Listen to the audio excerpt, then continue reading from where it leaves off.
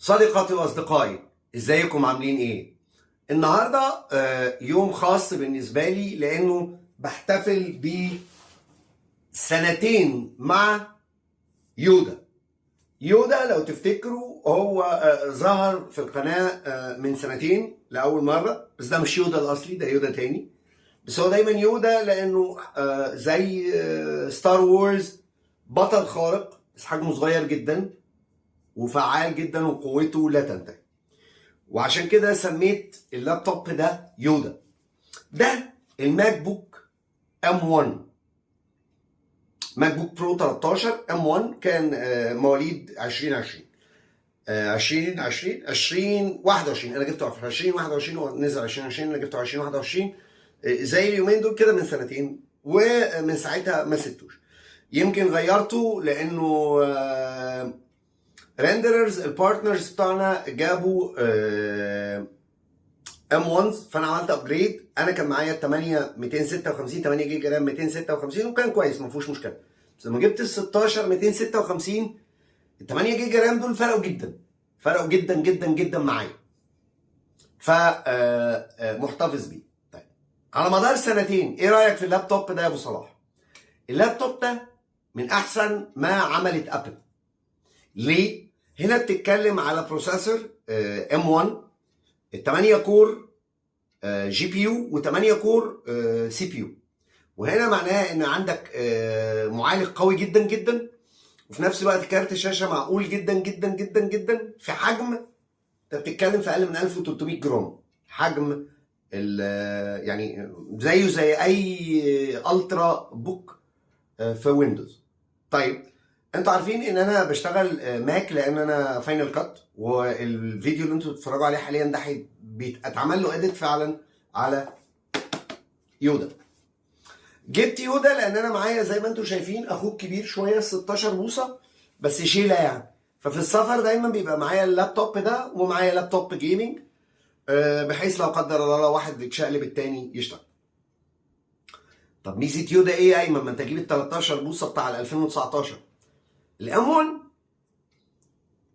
ده ال 8 16 ال 8 256 كان البرفورمانس بتاعه زي ال 16 بوصه ده اي 9 32 جيجا رام. فلما يبقى جهاز اي 9 32 جيجا رام 16 بوصه واقف قدام الصغنن ده، فده يعني عظيم جدا ان ده يعمل المهمه. غير انه خفيف، الكيبورد الشهيره بتاعت ابل، سامعين؟ اللي هي بتقعد تشتغل عليها بالساعات، يعني ما بتزهقش.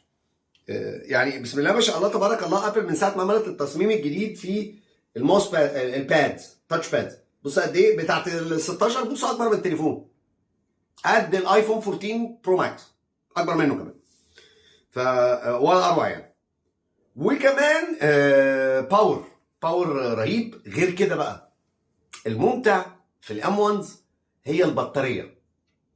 انا بشتغل فيديو اديتنج، انا ممكن اقعد اشتغل فيديو اديتنج 6 7 ساعات على شحنه واحده. مشكله ابل يمكن اتصلحت بعد كده في الاجيال اللي بعد كده، اللي هو الام 1 بروز والام 1 ماكسز، فكره انه كان يو اس بي سي. بس احنا لان احنا بقالنا فتره كتير قوي في الدايلاما دي، فانا فعليا متدنجل زي ما انتم شايفين، عندي دناجل كتير. فتمام، ما بقاش فيه مشكله يعني، خلاص بقى احنا يعني حتى انا الكروم بوكس بتاعتي الويندوز لابتوبس بتاعتي كلها بقت يو اس بي سيز، فخلاص مش دي المشكله.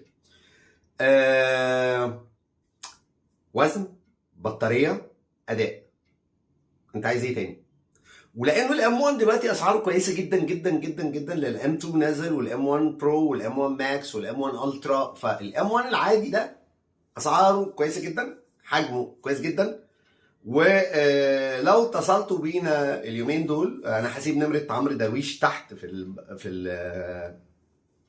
الكابشن، يعني انه اتصلوا بعمرو في ريندررز، لان احنا عندنا عرض اليومين دول في مارس على الام 1 تحفه تحفه. وده اللي خلاني ابجريد من لل 16 جيجا رام.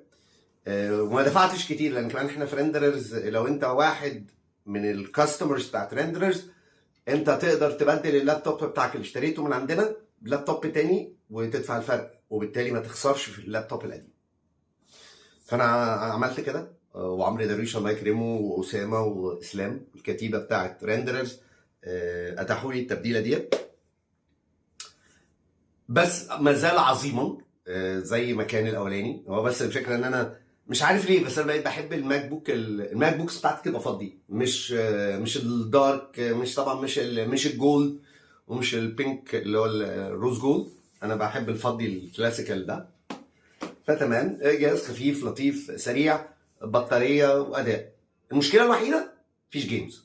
في جيمز من على ابل اركيد، ودي مع اي لابتوب بتقعد تستعملها 3 اشهر ببلاش، وفي منها لعب كتير ببلاش. بس يعني عموما انا مش هشتري ماك بوك عشان العب عليه مبدئيا يعني. فلو عندكم اسئله عن الماك بوك بالذات الام 1 قولوا لي، ولو عايزين كلموا عمرو على طول، وبيشحنوا كمان لغايه المحافظات، و هيقدروا يساعدوكم، لان احنا عاملين عرض في مارس على الماك بوك ام 1، وانا اول واحد استفدت من العرض وعملت ابجريد للام 1 بتاعي لل 16 جيجا.